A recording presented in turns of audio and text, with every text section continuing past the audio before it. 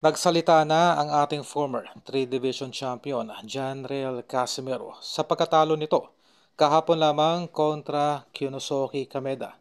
Ayon pa dito kay Casimero ay ginawa naman daw nito ang lahat-lahat upang magbigay ng magandang laban.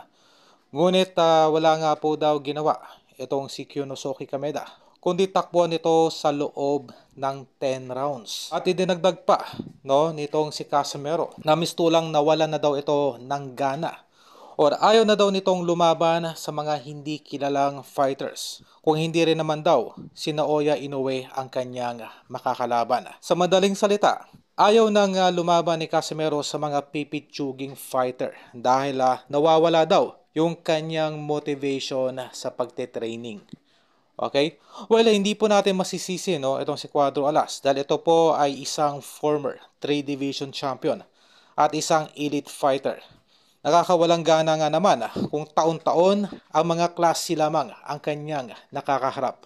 Marahil yung lack of motivation ang isa sa mga naging dahilan kung bakit mistulang pumayag ito sa tinatawag na short notice o yung isang buwang paghahanda lamang.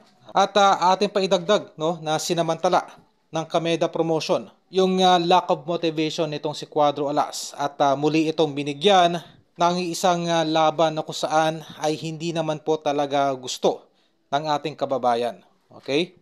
Well, kung susumahin ay literal po na nadaya indirectly itong ating kababayang si Cuadro Alas nitong magpinsang Kameda. Dahil wala pong matinong promoters na isasabak agad ang kanyang bagong fighter sa isang mataas na division and at the same time yung tinatawag na short notice. Ito po ay hindi makatarungan dahil galing po sa isang taong layoff itong si Cuadro Alas at biglaan na lamang po itong binigyan ng isang buwang short notice para labanan yung kanyang pinsang si Kyunosuke Kameda. Wala kasing gana pag mag-ensayo guys, pag hindi si Naoya Inoue yung kalaban, putay na. Sabi ko,